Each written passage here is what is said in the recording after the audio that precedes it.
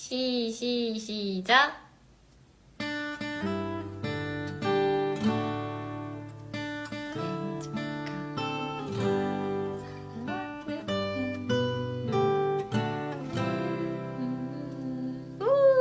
자, 나 전방 소원 빌게.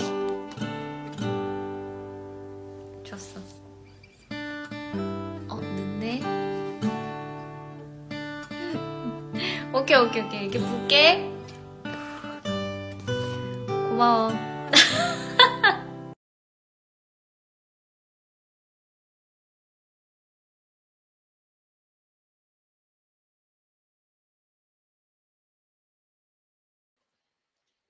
All right, welcome back to another stream.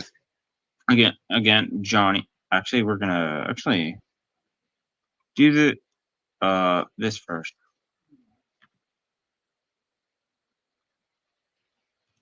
Oh, okay. Yeah, we're actually do this. So, as you know, I do this. So we're gonna the needed. The press conference was held. The hawk of sexual acts regarding the lawsuit. And JP incident chief, although the case, there's something I must say. Statements made to me should. This is them accident. I think. Wait. By whether factual based on evidence come before reporting it. However, it feels like process skipped 3. Okay, so basically, yeah, that's okay, and yeah, that's what this comes into. The behold the JTBC incident chief fully responsible for violating victim rights. We respect the survivors and supporters who, in this case, to be remembered and not ignored. However, no one, not even you, has the right to share private information with it. Yeah, they what happened is they shared private information without anyone knowing the broadcast by making big claims, and then later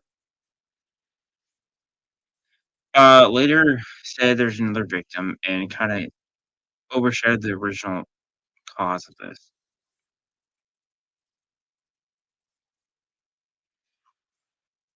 Yeah, okay, mistake. Name is and our leader. Voice supporting it. Yeah, so basically that one for entertainment is well scummy, but okay, so JTBC, which is the original reason, accused 143. No. JBC reported again, and then that was information, and then later says kind of there's another victim, so kind of brushes over, which brings into question: is JTBC bought out?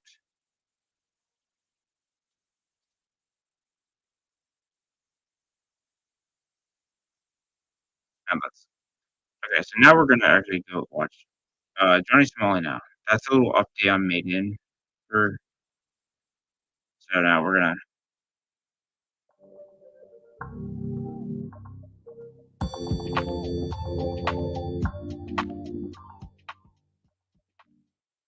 Today we had the trial of Ramzi Khalid Ismail, aka Johnny Somali in Seoul, South Korea, and we have some massive updates, news, results from that. Please, we have an entirely new charge, including one that there may have been a huge screw up on.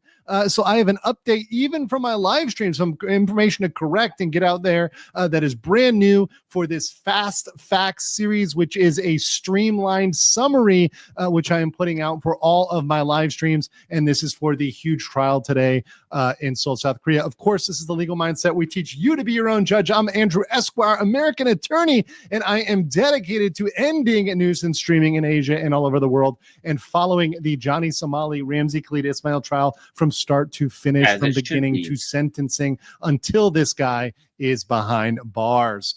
So what do we have today? We had his hearing. We had May 16th, the trial here in Seoul. Once again, this was in room 406, the same courtroom which I attended last time. To jump right into it, there was a courtroom that was packed with members of the Somali conviction team. They were there beforehand. That is my team of people that I am having helping out on this. Once again, I'm not a lone wolf on this. I have a massive team of people, thanks to the absolute disgust and hatred for Ramzi Khalid Ismail and what he stands for. And it was a packed courthouse today with the team and with fans of the channel. We had people that were not on the team. They were just fans of the channel. They just like my content. They heard about the courtroom from me, room 406, the Western District Courthouse. They were there. They showed up. They took notes. They helped out in the observations. Good on outside. them. And there was also packed with Korean media. There was even more media than the first trial when I was there before. The lawyer was looking for Ramzi today. His case was supposed to start at 10:40. He was late. He was 10 minutes late. The lawyer had no idea where he was. Him and Hank showed up late. Hank was extremely mad. So the court was packed. Hank sat down. He was trying to intimidate other people in the audience. He was trying to act tough, look around, scowl at people, curse under his breath. He was absolutely crashing out from the moment he stepped in until afterwards, actually, when he really had a meltdown and may have even engaged in some criminal activity. He had a melting melt? So he was there in the audience attending, and Ramzi had to come up to the stand to talk about his charges. Now, before today, we thought there were only going to be 6 charges. We thought there were 6 things, and we thought it was going to be, obviously today, talking about the second obstruction of business charge and the 2 deepfake counts, because he had already pled guilty during that first court case. He'd already pled guilty to 1 obstruction charge and 2 violation of the Minor Crimes Act. So he'd already dealt with these first 3 charges at the first hearing. And in fact, during this trial, he confirmed his pleas during the first hearing on these 3 things. So that's something that was indeed confirmed at this the second trial. So he confirmed all of these things. And then my speculation was that this second obstruction was going to be for Lotte World, and then we're going to have Bong Bong and the Korean streamers being the deepfake counts. Well, we had some surprises. We had some curveballs. As I've said, this case, the Johnny Somali Ramzi Khalid Ismail case, has been crazy, and that's why I'm covering it play by play. And hopefully, if you like my play by play coverage, you've subscribed to the channel and you've liked the video. It really helps out in the algorithm. But we had massive curveballs in the form of a brand new charge. We had another obstruction count added, and it got really complicated. So here's what we had. We obviously had the existing 3, the obstruction for throwing ramen, disrupting 7-Eleven, the rotting fish harassment, which was minor crimes number 1, disturbing the bus in the metro, that was minor crimes number 2. Those he was guilty of. But then we had the obstruction of business number 2. And actually the one that he clearly pled guilty to, which was one that was added months ago, was actually for playing loud music on a bus. And I've talked about this in Korea. In Korea, buses are very punctual. When a bus is even 1 minute late or 2 minutes late, it messes up the entire system. And that's one of the things I loved living in Korea, was the public transit is punctual. So he obstructed the transit by playing loud music, by creating a disruption for several minutes, holding that bus up. The bus driver had to yell at him, engage with him, and that was clear obstruction of business. That's textbook obstruction of business in Korea. So that was solidly done there. Then we had the deepfake counts, and those were exactly as I predicted. One of them was for the first one was for the Korean streamers kissing, the male streamers. So that's streamers like Dalgoon, the one who punched him, the UDT SEAL, that's like a Navy SEAL, the Korean version, the underwater demolition team. There's a deep fake of him. There's a deep fake of J Company, Bang TV, Youngman, all the other Korean streamers, all of which I had one-on-one face-to-face interviews in Seoul, South Korea, with all of them. That one he pled not guilty to. So he did clearly plead not guilty to the first deepfake count, which was the Korean streamers. Once again, kissing is sexual, and there were also multiple deepfakes. So this will be the maximum punishment of 10.5 years. The second one is for Bong Bong. Now, there were multiple deepfakes created of Bong Bong as well, which puts it in the category of potential maximum punishment, 10.5 years. And he also pled not guilty for that as well. So you have two sets there for both Bong Bong and the Korean streamers. He clearly pled not guilty. Now, here's where the update, and this is completely new information, and I've had to put out several updates on this because there was counteracting information. This happened after the trial. So everything you heard during my trial stream, and this is now updated information. I initially labeled this as guilty because my translators in the courtroom said they heard him plead guilty. However, upon further reflection and asking around with other people and consulting, they said, for this third obstruction count, which, by the way, was Lotte World. And I called this out when this initially happened back in November of 2024. I said they had to shut down a ride at Lotte World. Remember, Johnny Somali was playing lewd messages around children, parents and children. He was playing messages about wanting sexual relations. He was playing those around children, and that caused them to, and noises that were sexual, etc., around children, and that caused them to have to shut down a ride. Shutting down a ride is classic obstruction of business, and therefore that was a shoe-in. It is one that he is 100% guilty of if they have to prove it in court.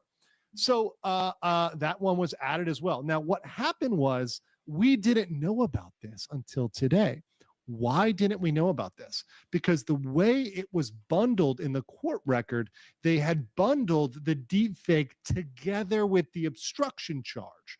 So actually, they were bundled together, so we couldn't tell until today there was a new charge. We actually have a seventh charge now. We've gone from one charge back in December or November of 2024 to 7 charges. This is insane. Almost every single month, every single time, we are gaining new charges for him. At this rate, by August, we could see 10 plus charges against Johnny Somali that have accrued from his behavior over the past months in Korea. Now, why is this one confusing? This one is confusing because it is kind of new. And Johnny thought, oh, it's new, so I pled not guilty. And Johnny was telling media, he was telling other media outlets and media sources that he pled not guilty to this. However, Korean media reported that he pled guilty. And the way that the lawyer said it, because the lawyer has an accent and sort of a stutter, he speaks in a very weird manner. You could call him people say he sounds like a Korean Saul Goodman, right? Whether that's good or bad, I'll leave it up to you. But he has a Daegu accent, a kind of a more southern accent. So it's really hard to understand him sometimes. So initially, some people thought he pled not guilty, but others said, no, the way he said it was guilty. And according to Korean media at this point, he pled guilty. So now I put an asterisk by my chart. It's guilty .. So the standing assumption is he pled guilty to this, which, by the way, would make sense because then he's pled guilty to all of the obstruction counts. Johnny thinks this charge, obstruction, is a minor charge. He thinks it's a joke. He thinks people can't go to jail for it. Spoiler alert, they do. It would make sense that this would be something he pled guilty for, even though he thinks he didn't. So we will see about that in the next trial. They usually. Oh, hi. Yeah, I did see that one as well. Yeah, he was with Legal Mindset on that in the court one. That was months ago. That one was funny. It failed spectacularly for him, though. Usually give you a chance to confirm your plea. So they might give him a chance to confirm that. However, experts in Korean court, which I spoke to right after trial, have said that sometimes if your lawyer screws up and enters a plea and enters the incorrect plea, they make you stick with that. So even if Ramsey intended to plead not guilty on this new obstruction count, if his lawyer screwed up, he might be stuck with that. He might not be able to back out. So this is something that we're going to see, obviously, in the next trial. So we now have, in case you're not counting here, we have 36 years. 36. Wait. 36? Okay. I think that's a record, maybe, for Korea. Years now that are on the table for potential maximum punishment. And to go about after the trial, we had some shenanigans, and I'm going to have this on a later live stream. So catch the Hanky Poo crash out. Hank raged outside the courtroom. He absolutely was crashing out, flipping out. He was cursing at people. He insulted their mothers. He told them to piss off. The Korean media was trying to talk to Johnny. He said, "Hey, Johnny's not taking any comments." They were so frazzled and so out of state. They accidentally walked into the basement, which you can't go anywhere. You can't exit out of the basement. So they actually exited out of the basement. They tried to exit out of the basement. They weren't able to. So they had to go upstairs. Hank was telling Ramsey was actually reportedly, according to most of my sources, Ramsey was actually the calm one today, believe it or not. And he kept telling Hank not to crash out because Hank was clearly losing it. Probably because Hank now realizes he has to house Johnny for a long time. Let's talk about the next trial date. The next trial date is in August. Now, originally I had reported this as August 11th. It's actually August 13th at 4 p.m. Same location, Western District Courthouse, Mapo-gu, Seoul, South Korea, room 406. It is at 4 p.m. And that is going to be what they call a full day of testimony, which is essentially 4 to 5 hours of testimony from the victims of deepfakes. Yes, Korean courtrooms are open late. They're open to 8 or 9 p.m. Yes, this is a thing. So I know a lot of my U.S. people are shocked about this because the courthouses typically close at 5 or 6, like on the dot. Nope. Welcome to Korea, guys. 4 to 5 hours of testimony from witness of the deepfake. So we're talking about Dalgun. Once again, remember, Dalgun just had his penalties assessed for punching Somali. Those were actually paid off by generous donations from across the internet. So Dalgun will probably be back. Bong will be there. Probably people like Youngman, J Company, Bang TV. They all may called in as witnesses for direct and cross-examination. Of course, we will bring you that live on this channel. We'll be giving you a play-by-play with updates from inside the courtroom throughout the entire thing, so you guys can watch that and get updates as they go. It's going to be absolutely amazing. We're going to have a great time covering that on this channel. Guys, please make sure you stay tuned to this channel for accurate information. I know a lot of other channels have clipped my content and they clipped inaccurate content or content that was not updated. Please stay updated. I will have a stream later on tonight giving you more information on this. Until then, stay together, and I will catch you all later. Peace. Are you guys enjoying the stream today?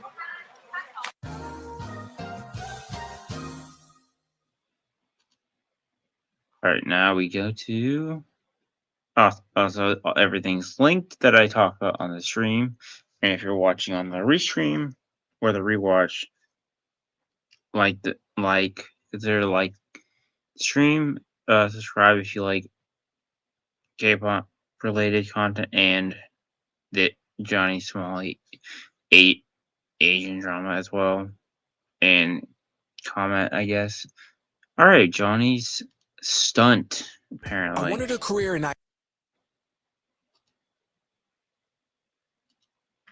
Supposed stunt attempt. an IT degree plus top industry certs. I choose WGU.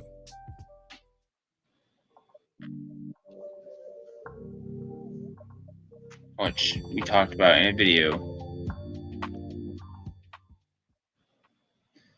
Today was the trial of Ramsey Khalid Ismail, aka Johnny Somali, and his court stunt just completely failed. And him and his ally in Korea, Hank Yu, were completely exposed as buffoons and complete clowns for attempting to pretend that they showed up to court in a really unique outfit. We're going to talk about that and show that video today when they were completely exposed by the Korean people, who once again are standing up and rejecting Johnny Somali and exposing him at every single corner as a fraud and a buffoon, along with his ally, Hank Yu, Han Jong-yu. I mean, that's what they are. Who is absolutely the one who is helping Johnny and letting him stay with them, funding him, and really pushing him in Korea and allowing him to stay there.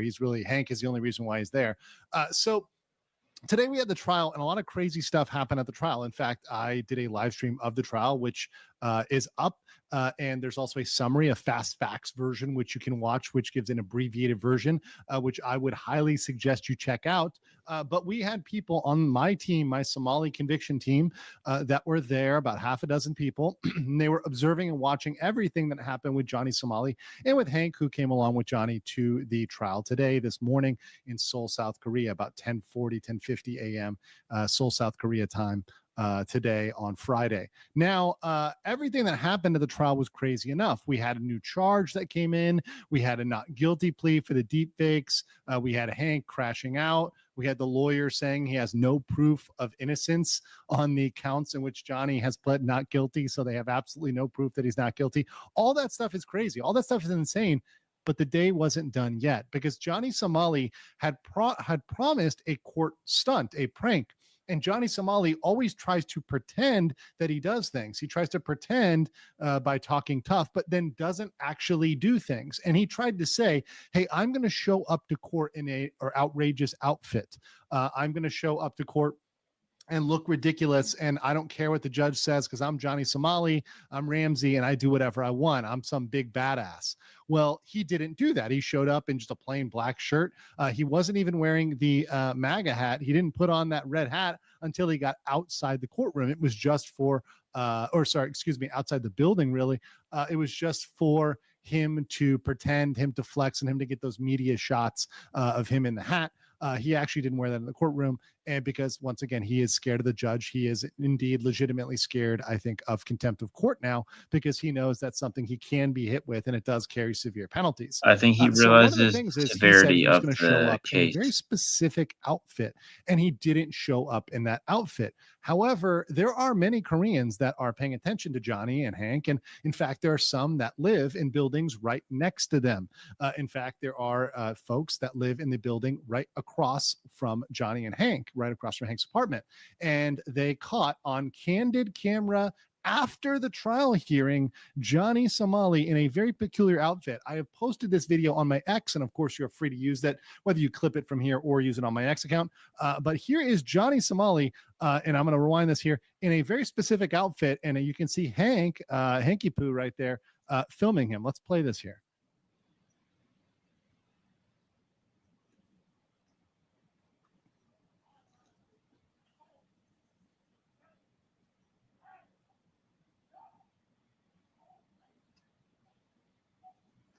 Very interesting. So you can see that Hank there is the, you might call it, I guess some people call it the Instagram boyfriend. He's there doing the filming. And there was a little bit more of that. We got another 10 seconds here of this, once again, very unique outfit. I won't label that. I think it takes some inspiration from certain motifs. We'll give you the celebrity motif I think he's trying to go for here and the attention he's trying to get. But let's play 10 more seconds of this video here.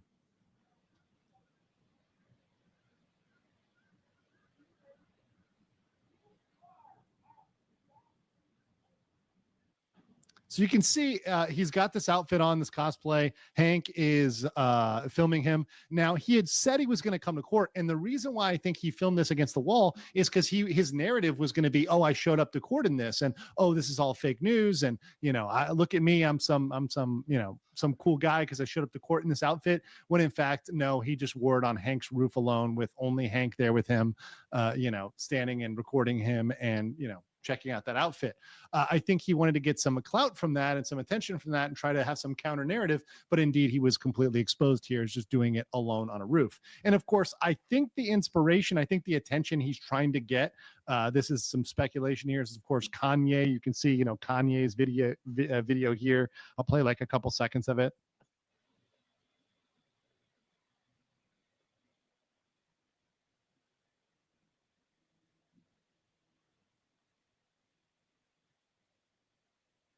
So I think that he was trying to get attention from Senpai Kanye. I think he's trying to draw that inspiration from Kanye and maybe get Ye's attention, maybe, get Ye's sympathy on this and try to get Ye into this.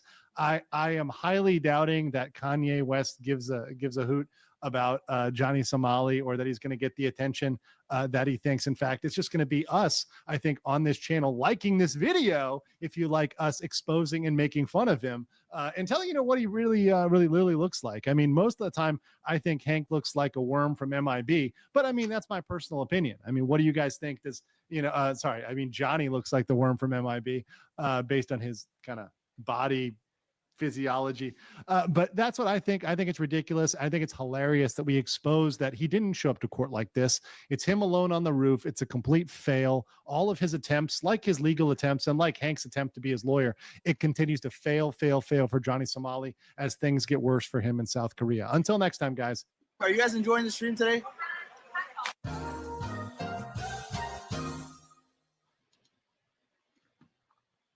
Yeah.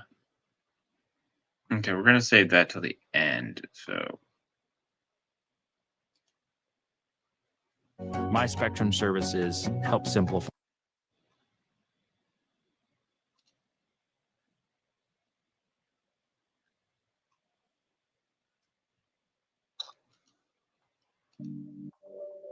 perfect timing.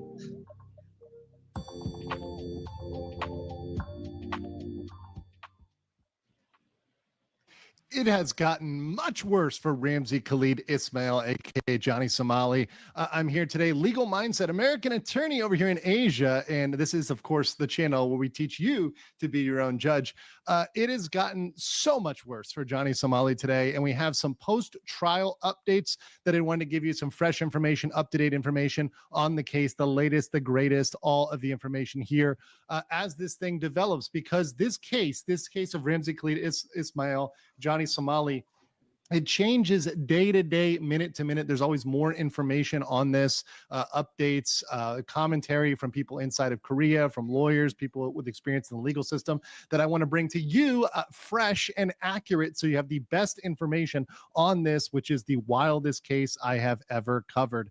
As one of the Fast Facts series, of course, this is the abbreviated version. If you want to catch the full version, that will be my live on my channel that will have all the video, all the extra stuff, all the memes, all the fun stuff, all the comments on my channel. But of course, let's get into the post-trial update. This is yet another update following the March 16th trial, March 16th, 2025 trial of Johnny Somali. Now, of course, in this case, in this hearing, we had him pleading guilty to additional charges and also pleading not guilty to additional charges. Now, one big change I'm making going forward is I am renaming obstruction of business to interference with business, because that is more accurate. And it also avoids confusion, because many who are familiar with the American legal system, you know the term obstruction of justice. It is nothing related to that. It's actually interference with business interference that we're talking about with the charge with Johnny Somali. So I relabeled this on this chart and kind of updated this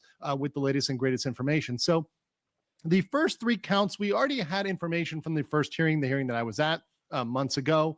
That is the interference with business for throwing ramen, for disrupting the 7-Eleven. Now, the funny thing is that Johnny Somali continues to say that is all he is charged with. However, that is absolutely, of course, like everything Ramzi says, a lie. He is charged with now 7 separate criminal counts, including a brand new charge, a charge that even I did not know about until today, which is an absolute bombshell, which may change the entire case and really end Johnny Somali, as well as it may end his ally, Hank Han Jong-yu, as well. We're going to talk about that today and also in the future. So he pled guilty for that last time, as well as for the Minor Crimes Act 1 and 2 of harassing people with a rotting fish and disturbing the bus and metro. But we found out today about the next interference business count, which was actually loud music on the bus. And this is a little additional note, which I got from my translators, and I did not mention on my previous streams or updates. It was actually from monkey noises. Yes, you heard that correctly. Monkey noises. He was making monkey noises while playing loud music, and that was a fact that the prosecutor brought up. Yes, that's very much true. Now, like I've said, making a bus late in Korea is very much per se automatic interference, because you're messing up the entire system. By delaying the bus driver, by keeping him from doing his job, it messes up every single bus and makes everybody late, makes everybody tardy. And Korea is very much a society that is punctual and on time. He did plead guilty to that, decisively guilty to that. Then he had deep fake counts 1 and 2. The first count is for a male streamer kissing. There's at least 2 people, possibly more, that are involved in that. One of which I am pretty certain is Dalgoon, who is the UDT Special Forces, aka the Korean Navy SEAL, who punched him. He is very likely one of those people. There are others as well that are involved in that. He did plead not guilty to that. Also, there's the count for Bong Bong, the female streamer. He also pled not guilty to that. And then there's an interference count 3. Now, this is the new one. This is the bombshell, the one we've all been waiting for, Lotte World. And this one may end him because remember, Lotte World has a massive amount of resources and they have a huge interest in pursuing any criminal complaint they go forward with. And they have decided to go forward with this one. Now, to talk about this one, we got to go to the next page, a legal mishap. So this is a new one. It was actually procedurally, it was included along with deepfake count number 2. So when those were brought over from the Eastern District, they packaged them together. So in the record, it was not clear there was an obstruction charge. So going into today, we thought there were 6 charges. There's actually 7. Now, this adds 5 years to the potential maximum. So you can now safely report that he faces up to 36 years behind bars, 36 years of prison time. That's insane. Which is a pretty large amount. Now, typically Korean courts don't give the maximum, but once again, it's moving us further and further up the line for potential time for Ramsey Khalid Ismail. Now, Ramsey today claimed he pled not guilty. He said, hey, I pled not guilty. I pled not guilty to all the new stuff. That is not correct, according to the record that we have so far in the media. And by record, I mean the record from the translators on the Somali conviction team. That's my team that was in the courtroom and reporting on this. I've now reviewed at the end of the day. It took me several hours to review everybody's notes. Everybody had him really as guilty. Now, his lawyer does have an accent. It was kind of hard to understand him, and the way he phrased it was weird. But the media and everybody is reporting it as guilty, that he pled guilty. So we're going to see at that next trial if he tries to back off of that. Chevy is called the heartbeat of America, like the people who keep this country moving. For them, and say he's not guilty. We will see about that one. None. Oh, crap.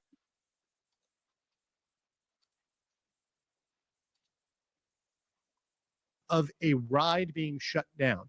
If a ride is shut down, you have interfered with a business. It's clear cut. It's open and closed. We have it on video.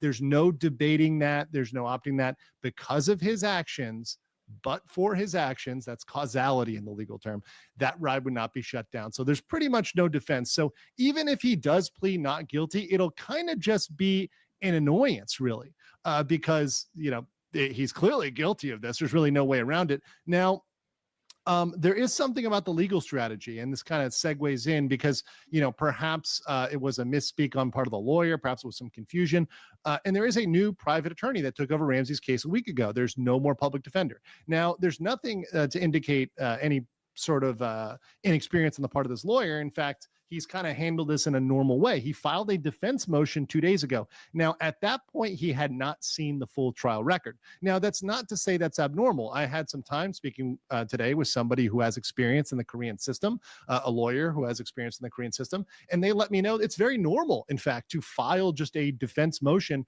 right away when you come on a case. And that motion might say, hey, we just got on this case and I really don't know what's going on. And that's actually pretty normal in terms of a motion. They can always file supplementary motions, additional motions in the future. And I think we're very likely to see future defense filings before the next trial in August. So nothing really super abnormal about that. And once again, this is all based on speculation, based on really hearsay that I'm hearing from people in the courtroom about this defense motion. We don't know what's in it yet.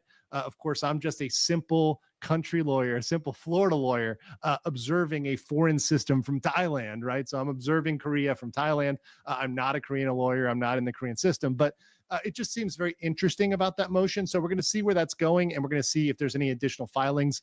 Nothing horribly abnormal, but it's just very interesting to see if perhaps in a future filing, they do try to go back and they do try to change that Lotte World charge and do try to fight that. I don't think there's a good defense for that. I think it's an open and shut case, but we're going to see about that. We also had some impressions of the judge. This is new information that I got from the Somali conviction team, and they let me know what they thought about the judge. And apparently, based on observations by them, of course, that's Dr. Ulrich and others. You guys have seen Dr. Ulrich on my interviews, and several others in the Somali conviction team. So this is, of course, their speculation based on their observations. So, you can look at somebody and think one thing, it could be others. So I'm just relaying what they are speculating.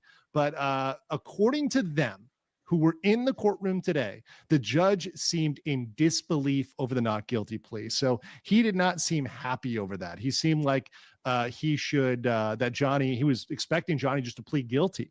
So seemed a little bit annoyed by that. And it seems like the case before was a very sympathetic case with a disabled defendant, and the judge had a lot of sympathy in that case. So maybe juxtaposed, balanced against Johnny's claims where, Johnny is clearly on video and there's clear evidence he did most things.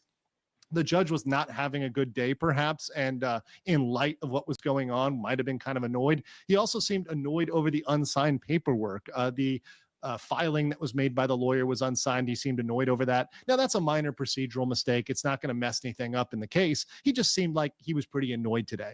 And the observation that the folks in the courtroom said was the judge might be inclined to just do what the prosecutors say. I mean, if he's annoyed, if he's bothered, he might just give whatever sentence the prosecutor lays down without, lessening it or making it worse, or maybe lessening it or making it less time in prison or less punishment for Johnny, which is bad for Johnny. So essentially, if the judge just takes the prosecutor's recommendation, at this point, it's not looking good. Now, what happened with the media? This is very interesting. So on today, this is a excerpt, a direct quote from the Korean media that was there today. Somali entered the courtroom wearing a MAGA hat and made a tongue-in-cheek pose with his tongue sticking out. He took off his hat in court as required, but put it back on after the trial was over. So the MAGA hat was just for show.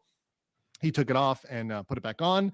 He didn't make a show. He didn't fight. He didn't do any of that bravado stuff. And here's the biggest part. So last time he raised the middle finger and cursed out a female Korean reporter outside the courtroom. However, this time, compared to last time where he was full of machismo, he was cocky, he was confident, he looked broken. He looked confused, and he remained completely silent when he was asked the exact same question as last time. Last time he said, do you think Korea is a vassal state of the United States? He was asked that question last time. Last time he answered, I love North Korea, hail the CCP, all that good stuff. I love Kim Jong-un, I love CCP, I love North Korea. He answered that when he said, do you think they're a vassal state? This time he didn't answer anything. He remained silent. He also remained silent as how are you paying for your lawyer's fees? So once again, the Korean media is very interested in the fact that Johnny is broke and is interested in that hanky poo. Han Jung-yu is really funding him. He's really the sugar daddy of Ramzi Khalid Ismail, and they wanted to ask about that there. So these are things that were very important in the Korean media. We're going to see how they cover this in the days to come. This is just some preliminary coverage I wanted to bring to you guys. Also, this is a big one. Hank raged outside the courtroom and cursed out bystanders and insulted their mothers. Ramzi warned Hank to stop crashing out. If you don't know where to start in Top Heroes World, the Springland is a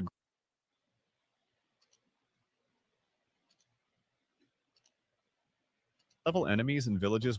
Ramzi and Hank accidentally also walked into the basement. Now, here's the big thing I wanted to open up and talk about is that Hank may have opened himself up to criminal action, criminal liability by cursing out people, by making fun of them, cursing them out. And I'm not going to play the footage because I want to keep this safe for YouTube. YouTube has been very angry about some of the Hank and Johnny language. So I want to keep this PG-13. If you want to see the full footage, you can look at my my live in which I will play the video. But to paraphrase it, he uses the F word. He curses people out and says, F your mother, F this and that, and is cursing out people outside the courtroom.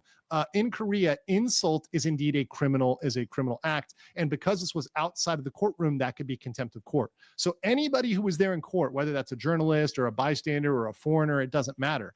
Anyone who was there can go to the police station, go to the Songpai police station in Mapo, and you can turn in a police report against Ramzi, which I think could be taken very seriously. Excuse me, not against Ramzi, against Hank.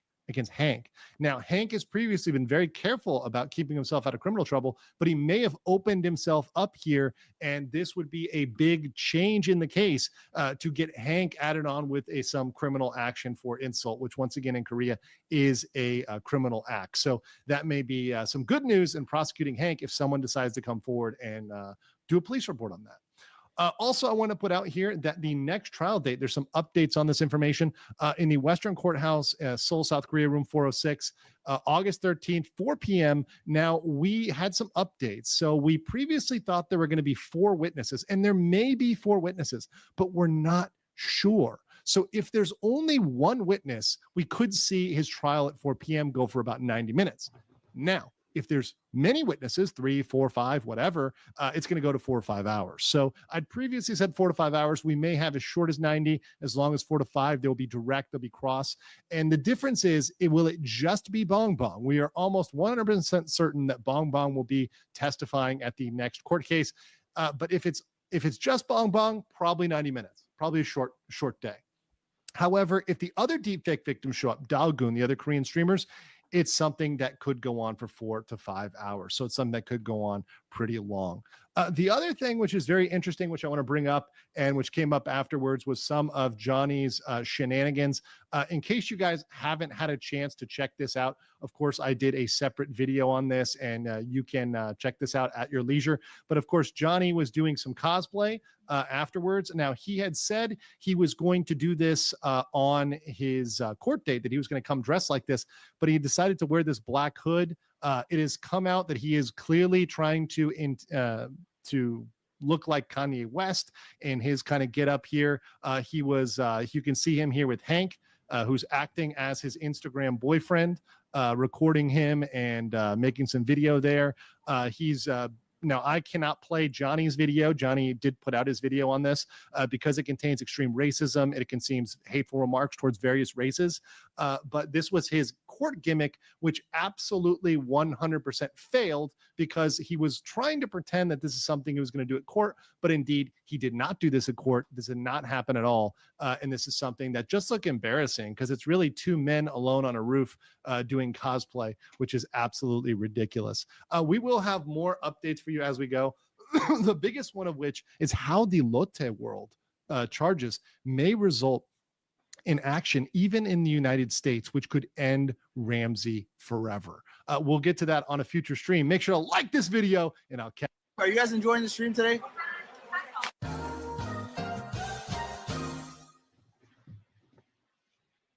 Yeah, so the deepfake in US probably not going to go too well. Okay, so we're going to do these, then we'll come back to this one. Oh, he almost got There's a away, faster way did to he know- now? Questions, get summaries, find key moments.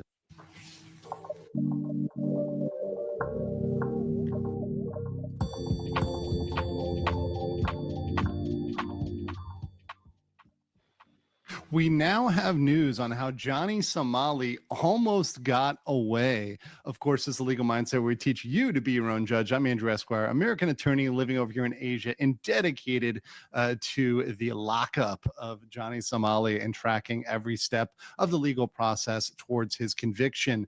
Now, Johnny Somali has now been in Korea for over 7-8 months. And as we head towards the next court date, which is in August 13th of 2020. Yeah, quite literally. I mean, it was an attempt to scare, I guess, scare.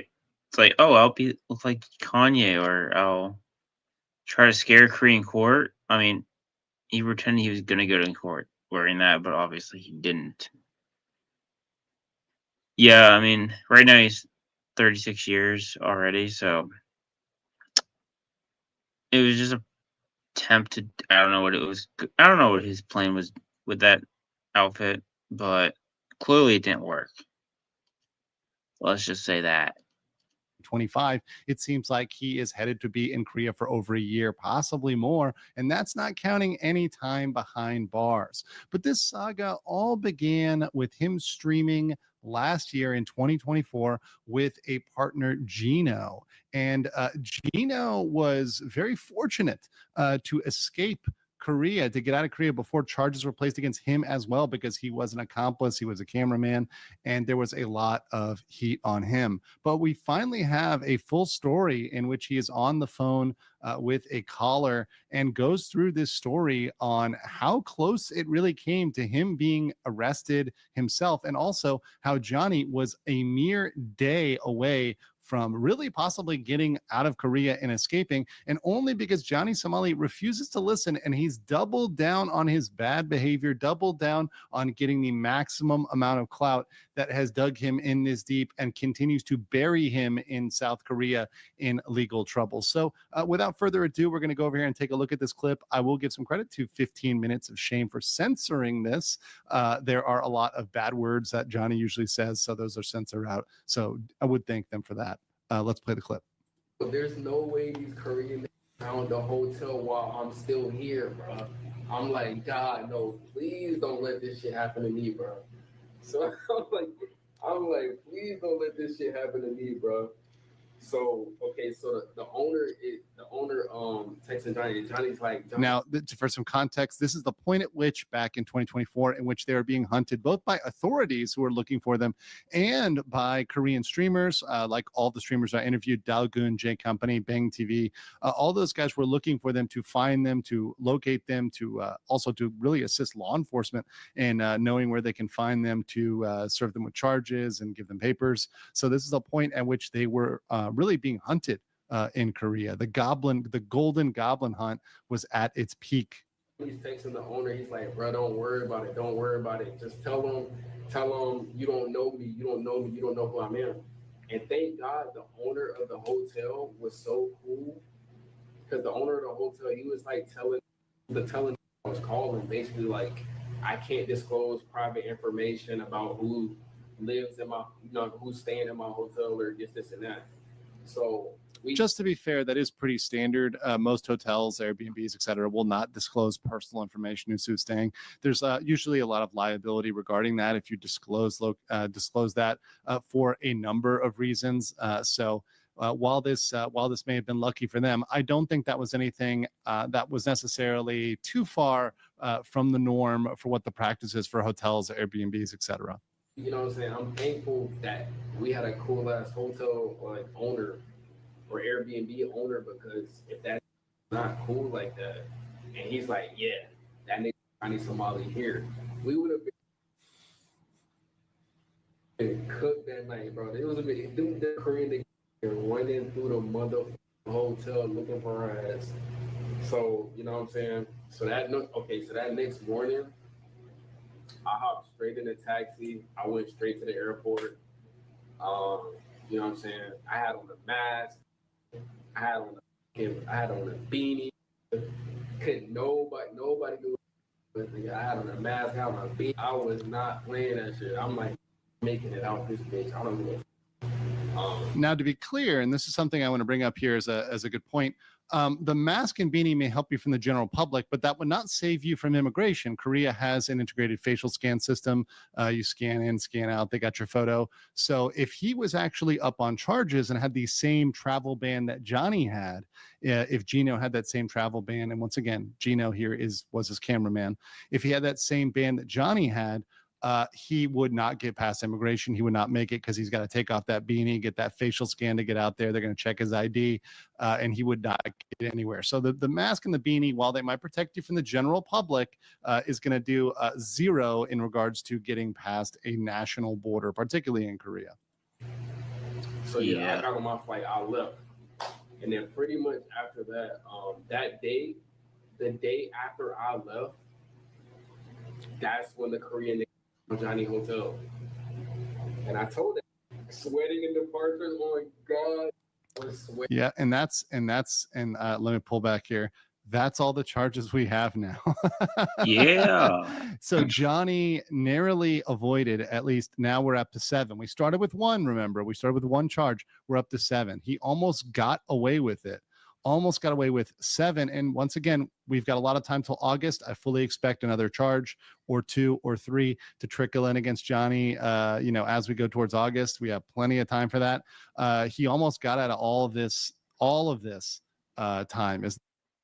I mean, also if he left, he wouldn't have all these charges as well. He would have had like maybe a few, but he wouldn't be literally stuck in Korea, having to go to court multiple times and maybe potentially go to jail for 36 years. I mean, he should have got out while he could, but I guess he's stubborn.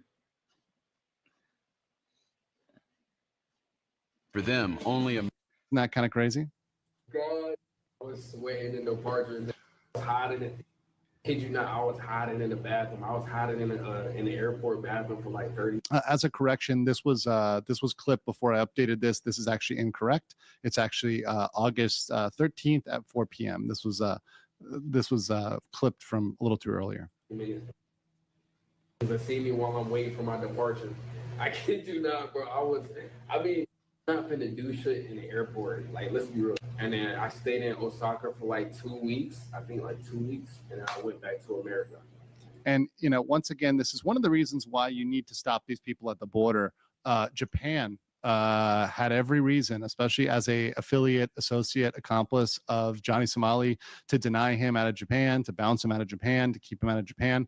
And this is one of the reasons why they need to be stopped at the border before they really commit any of these crimes, because that's really the place to stop the harm to everybody, the harm to natives, whether it's Japan, Korea, Philippines, Thailand, wherever, to keep these nuisance streamers out. Because after you let them in, they've only caused harm to people, harm to property, harm to people, emotional distress to people, harming children, women. These are the things that these people do when they enter countries. And, you've got to bounce them at the border by linking their faces to a file which has their information and saying, we don't want you in our country, which every single country has the sovereignty to do and should exercise, particularly against nuisance streamers, especially against those who are accomplices of convicted criminals like Johnny Somali, Ramzi Khalid, Ismail, and his friends, many of which who are, of course, convicted criminals. Yeah. But the day after I left to Japan, Johnny, that's when all the bullshit started happening to Johnny. Like, cause he flew out the day after me, and that's when they to the airport and they told him, yeah, bro, you can't fly. Like, you know what I'm saying? You got a drug test or whatever going on, and it came back positive or whatever. You can't fly. So this is a narrative is a little bit inaccurate. We've received, I think Gina was going on what was like said at the time, which is inaccurate. We actually have the actual legal documents and the information which said that he was being held. The travel ban, the basis for the travel ban was not only on suspicion of drugs, which ultimately they did not pursue, but was actually for all the other charges, including obstruction, defamation, deep fakes, even national security, the pro North Korea stuff that was on there, national railway law violations. They threw the whole kitchen sink in the travel ban. So until all of the complete criminal investigation is done into Johnny Somali, he could not leave. Now, just because they gave him the reason of the drug thing does not mean that was the only reason. We found out based on the later legal documents. Of course, they have no duty to disclose what they're investigating. All they had to say is you have a travel ban. And this is what I said to really everybody about Johnny Somali, whether or not he has his passport. Many times he tries to flash that passport and say, I have my passport. The passport does not give you the power to circumvent a travel ban. You can have 20 passports that will not get you out of the country. It's no better than a piece of toilet paper when it comes to that. So in terms of Johnny Somali, it was really because he decided to wait so long in the country, he decided to stay so long and continue to nuisance stream, to really build up that news cycle. And because he became so addicted to it, so addicted to the negative clout that and the attention of the media in a negative way, that he got caught, and now he's dug himself in so deep. We'll listen to a little bit at the end here, but just wanted to clarify on the travel ban. So that nigga Cook, bro, he was on a no-fly list, and he had to stay there. And that's when all the bullshit. After that happened, y'all pretty much know everything that happened with Johnny, because it was all on live. So yeah, that's basically how shit went down. With ABZ, that hates Somali, bro. Anybody that hates Somali automatically it's not gonna hang out with me. So that's 90% of CX. And of course, both Gino and Johnny have something in common, that they're very sad they can't hang out with their nuisance streamer friends, their pals, Ice Poseidon and crew. But of course, like with most of these nuisance streamers, as soon as they hit this peak in negative attention or whatever else, the platforms, their quote unquote friends, chew them up and spit them out and throw them away because they're easily replaceable. They can get somebody else to jump around and do stupid stuff on camera and commit crimes and, get a temporary spike in attention. And as soon as they get too hot, they are going to disown them. They're going to disregard them. They're going to walk away from them. Of course, these aren't real quote unquote friends. These are just people that are in it for the quick cash that they get through doing these negative, stupid acts. And that's why there really needs to be aggressive action, not just against Johnny Somali, but against all nuisance streamers. I have very little sympathy for this nuisance streamer Gino here or any of his ilk who associated with that. None of them really spent the time thinking, should they do this? They did this, and they afterwards are reporting on how it went down. So that's the really story. And you can see how close Johnny Somali came, really up to the edge and almost getting away with it. And now that we're here, we've got 7 criminal charges. We've got decades of time in terms of the maximum potential, which he won't get the maximum potential, but it's still crazy to think we've got, decades of time that Johnny could be serving in jail potentially. And because of that, we're here today, we're covering this, and we're on with this saga. Please, guys, smash the like button, and I'll catch you on the next one. Are you guys enjoying the stream today? Yes, so Hey, guys. all right. Okay.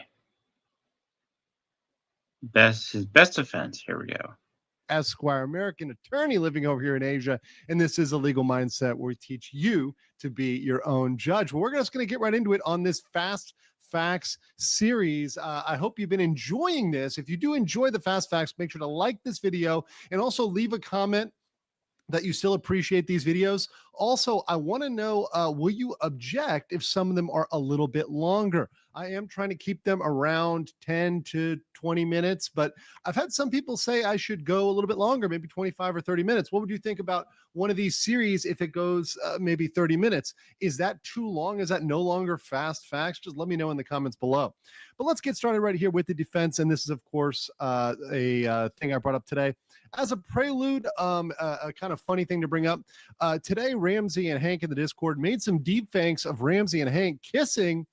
They did try to send me that in an email. Of course, the plan was probably to get me to show those on stream, so I'd be guilty of a crime. Of course, I am not that dumb. I am a simple Florida lawyer, but not that dumb, Ramsey. So that's not going to happen. Also, there was some false information about Gino being extradited to Korea. That is definitely not happening. Cost millions of dollars, and for minor offenses, people do not get extradited. So, yeah, that's not happening in regards to Gino. There's a lot of false information out there, guys, so please stay tuned to the channel for the proper information. All right. The first disclaimer, and this is something I give because I'm talking about a legal defense. First of all, this is not actual legal advice. Clearly, I am not a Korean lawyer. I'm an American lawyer, not a Korean lawyer. I talk to Korean lawyers, but once again, I am not one myself, so I cannot render advice to Ramsey. Ramsey Khalid Ismail has a Korean lawyer, and therefore he should listen to his Korean lawyer. He should trust his Korean lawyer and listen to his counsel and listen to him pretty carefully. On today's agenda, we're going to take an educational and entertaining look at the defenses brought up by Ramsey, Hank, and Ramsey's few fans. Also, we're going to look at some possible defenses that I have thought about and others have thought about. We are going to ignore the ad hominem and the but they're bad too. By the way, the majority of what is out there on the internet, the majority of Ramsey and Hank and what they say in their defense is that it is just personal attacks on other people and saying, but they're a bad person too. But once again, these arguments consistently fail, not just when Ramsey makes them, but anybody makes them in a legal context, because that does not get you out of a crime. Somebody else can be a mean, bad, horrible person. That doesn't make them innocent in court. You cannot turn to the judge and say, but they did this bad thing, or they are legal punishment and legal consequences. So I am going to ignore those, but just so you know, that remains the same. Due process. We want to talk about that. So I love it. What does due process mean? Due process means fairness in accordance with established rules. I mean, it's also deserved as well, because he deserves but it's so funny. Rules and principles. I love due process. I absolutely, one of the things that makes me love being a lawyer and really love the law is due process. But be careful what due process is and isn't. Due process is fairness, but it's not fairness alone, because what fairness is relatively subjective. What is fair to one person might actually be cruel to another person. So that is a very subjective thing when you use the word fairness alone. When you tag on established rules and principles, that's where we have objectivity. We say it is fair, and therefore we have created under our culture, under our system, under our tradition, these rules and procedures. So you are following objective boundaries. You're following objective guidelines. There may be some wiggle room within those guidelines, but you have something to follow, which is due process. And I am a big fan of due process. And I do think every criminal defendant merits due process. Here's the thing. Different countries understand due process differently. And what is due process in Korea is different than America or Canada or the Philippines or Taiwan or Thailand or China or Russia or Iran, right? There's plenty of places that have a very different understanding.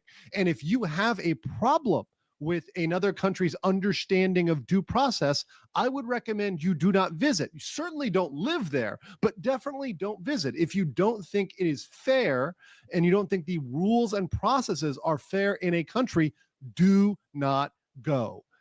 Don't try to go to that country and complain or try to change it, especially as a non-citizen. It's not going to work. It's annoying and everybody hates it. Don't do it.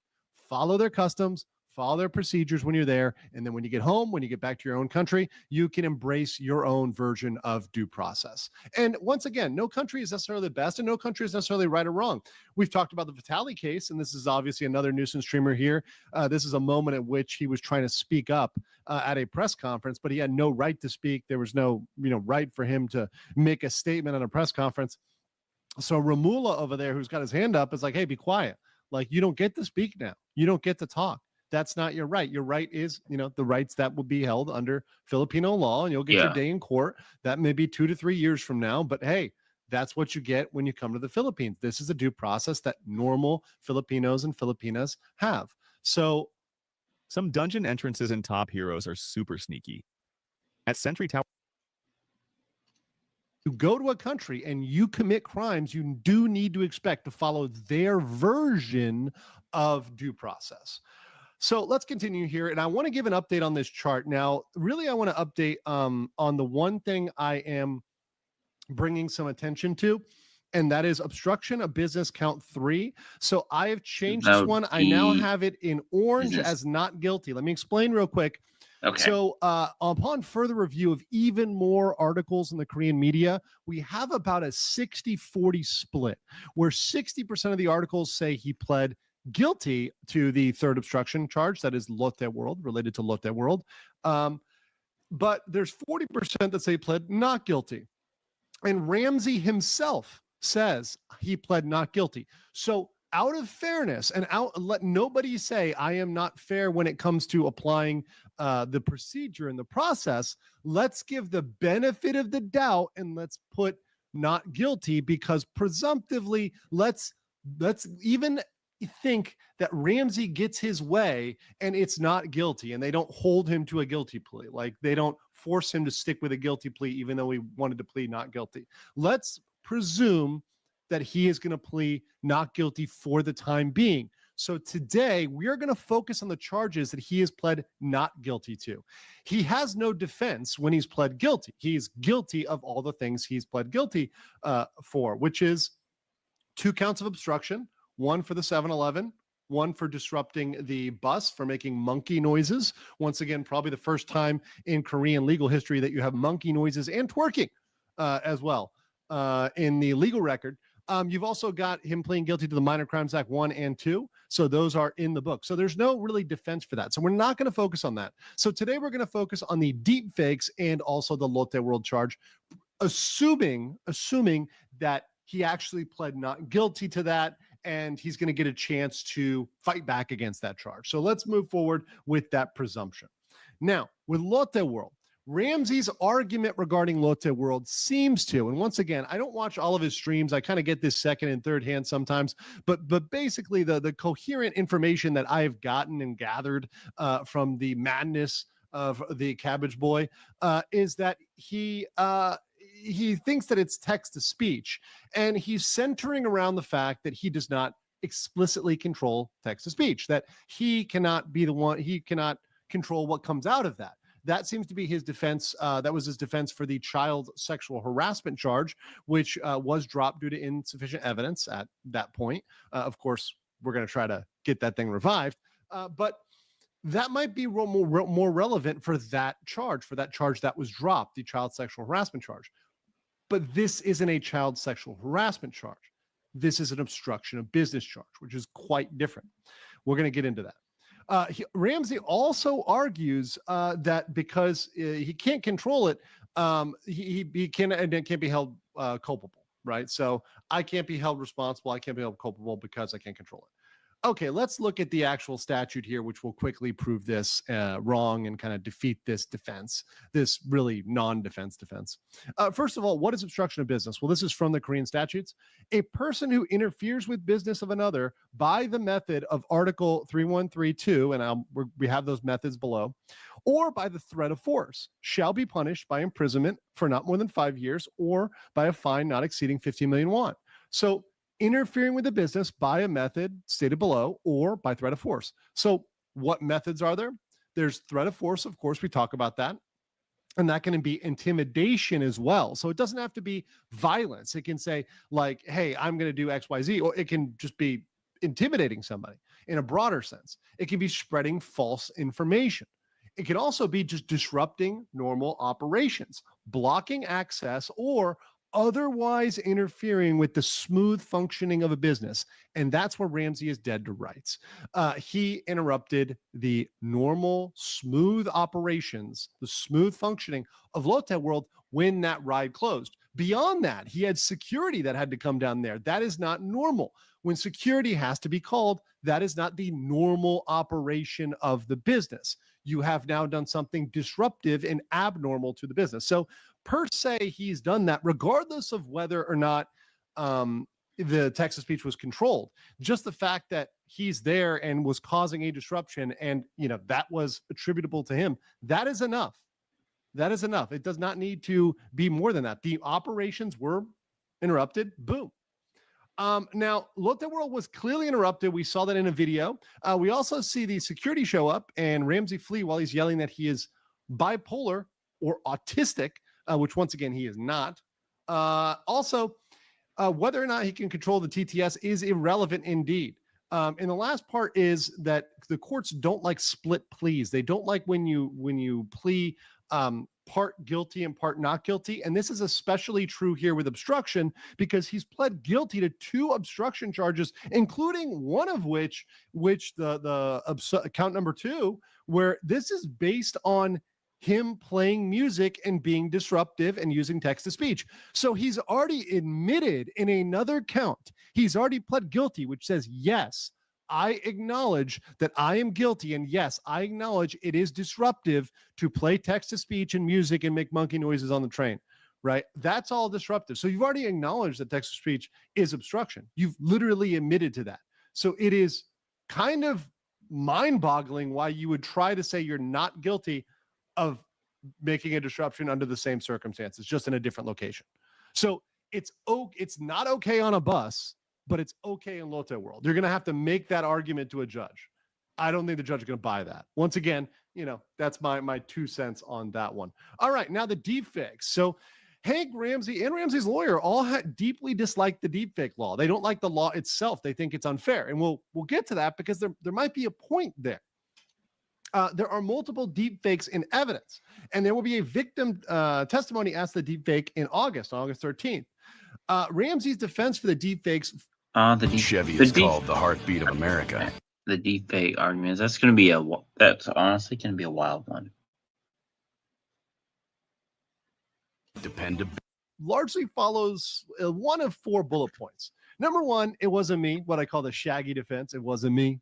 That really is irrelevant because the way that the statute is framed, as long as you broadcast it and show it, it doesn't matter who made it. And he did do that. So because he broadcast it, it doesn't matter who made the deepfake. In fact, that's how they tried to get me this morning, was by getting me to show a deepfake, which would make me violate the Korean law, even though I'm not in Korea, by the way. I'm in Thailand right now. It's kind of a low IQ move, but neither here nor there. They also showed it on stream that, Ramsey's defense is that other people like Bong Bong and Youngman, another Korean streamer, showed it on stream. Once again, them being bad doesn't change your culpability, your responsibility. It isn't that bad. Well, not in the eyes of the Korean court, because once again, sexual deepfakes include kissing in Korea because it implies relationship, which implies sex. That is, and it's extraordinarily embarrassing to be called someone's girlfriend when you are not. Lastly, that the Bong Bong shaming, Bong Bong is bad. Once again, it circles back to the argument, she's bad, she did it, let me off the hook. It really doesn't work, guys. It really does not work. That is not a successful argument. And the court is really not going to buy that. Okay. So what's one of the best defenses? What do I think might actually be decent? Constitutionality. I actually think there is a chance that if they challenged it, maybe they could defeat it. It's not a 0% chance. You always, when you challenge the constitutionality of something, have a shot. It may be 0.001%, but there's a possibility. And if they feel strongly about that, well, then maybe they should challenge that if they think it violates Korea's version of freedom of speech. Once again, countries conceptualize freedom of speech different, and it is very different in Korea than the United States. If they want to go to try to challenge that, they could try, and laws are often, in all countries, right? There's constitutional courts, and sometimes the courts will say, hey, this law is overly broad. It needs to be more narrow. And sometimes they will narrow down the scope or something else. Here's the problem with this. Here's the big problem, and why Ramsey will not do it and will not be successful. First, you need a guilty plea or verdict. So, Ramsey would be better served pleading guilty right now to everything and, throwing himself at the mercy of the court. But beyond that, the constitutional appeal requires it to be over. So he's got to go through the whole trial and then try to do that. Next, it's very expensive. Lawyers are not working for free. This is not going to be one a lawyer would do pro bono. I'll guarantee you that. This could take a long time. It could be years before this is brought up. And while he's doing that, he is behind bars. He's in prison during the appeal. So he's got to sit and wait during the appeal. There's zero guarantee of victory. It's a chance. I'm saying there's a chance. Once again, the best defense doesn't mean it's a good defense. It doesn't mean it's a winning defense. It doesn't mean it's even a realistic defense, right? But you got to be honest that if you really disagree with the law, challenging the constitutionality is typically a way that you can try to get it overturned. Another option, another good defense for Ramsey, and one I completely would endorse, is pleading guilty to everything. At this point, it seems the judge may be open, especially since if he muddled up the pleas, you could go back and say, you know what, Your Honor, I changed my mind. I plead guilty to everything. I think that could save a lot of time. That could move things forward. It could allow him to challenge constitutionality if he really wanted to try to do that, if he thinks he can lawyer that one up. And it puts him at the mercy of the court. And it does not piss off the judge, doesn't waste the prosecutor's time. It gets things moving. So I think a guilty plea might be the right move, but the right defense. But do I think Ramsey's going to do that? I think he has a real thought, which is why I had the thumbnail for my live video as the O.J. Simpson trial. But I think he really views himself as like an O.J. I think he thinks he can argue this one, and it's just not going to work. Also, I want to debunk some fan defenses. One of the comments is, what Ramsey did isn't that bad. Obviously, the Korean court doesn't think so. And same thing for you can't be punished for these things. Obviously, the prosecutor has brought 7 criminal charges. So you can be, and people are put in jail for this. People were put in jail for several years for obstruction, and now you've got deepfakes. So these are things you can see real jail time for. And then the rest of the stuff is just personal attacks against me, other YouTubers like Atos, etc., against social media figures, Dalgoon, Korean streamers, Bong Bong, the judge, Korea itself, the prosecutors, law enforcement, police. He rages in personal attacks, but once again, these do not make you innocent. These do not take those not guilties and prove your case. You can go in there and say all the nasty stuff you want about me. You're still guilty, right? So that's what I got for today, guys. Let me know what you think. Do you have any defenses that Ramsey might use? And do not say insanity plea, or I'm going to ban you immediately from the channel. Are you guys enjoying the stream today?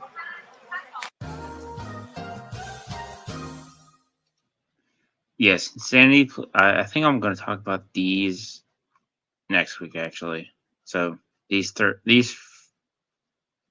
yeah, that's kind of funny though. But I still have these linked. So if you're watching on the rewatch, that I'm going to cover next week. That one. Yeah, more nuisance streamers. Yay, fun. So if you're yeah. All right, that's the stream this week. I'll cover these 4 tomorrow, including the extra clips that come out around next week. So I will see you next week, unless something major happens. Till then, bye.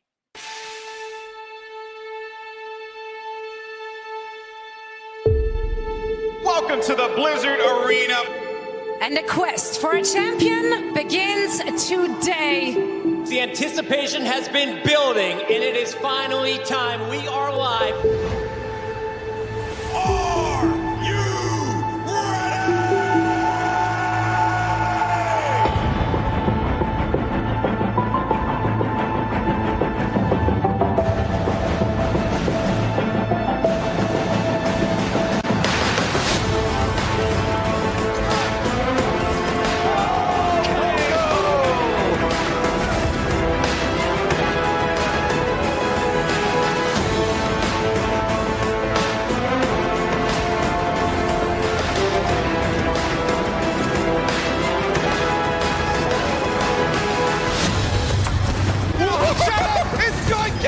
That is a really. Can you get over the roof there? Oh my! Oh my! What a play! What a grab! Another jump here on the high ground. Super goes forward, but gets stuck up. The EMP comes in, and ding! He rains down hell from above. Here comes Pine. Gets one, gets two. Looking for a bit more, gets another one. Tuno's down again. That heralds disaster generally for the fusion. And Carpe wasn't far behind. Prophet! He's killed 4 players now on his own. From Vancouver, locks him in the sound barrier. Sound bomb coming in from John. Oh my God! He does it again. Flutter now moving onto the Widowmaker, taking the clutch into his own hands. The headshot after headshot after headshot.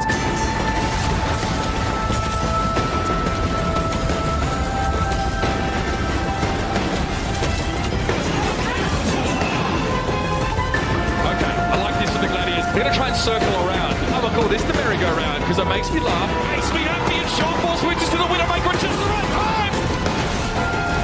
Oh, the Raven!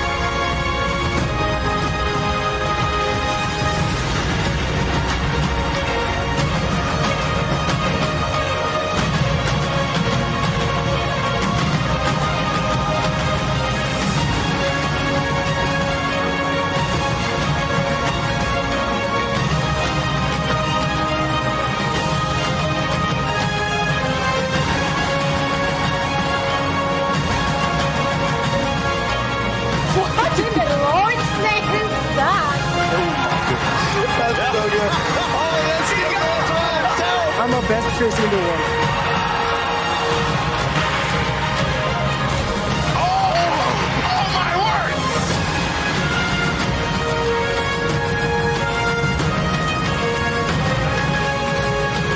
I mean, you could have told me that you spoke English, honestly. The fans never thought they'd see this day. It took 43 matches. Feels like a really emotional moment here.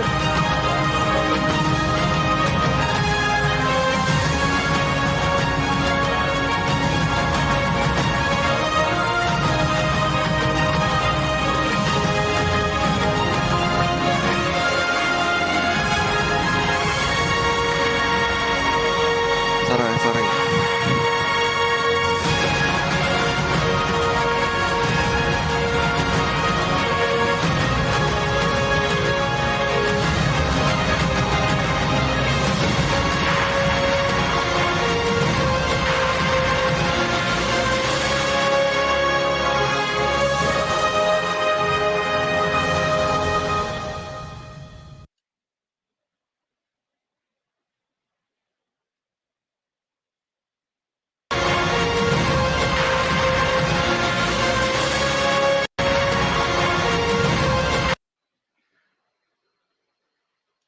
All right, I will see you all next time. Bye.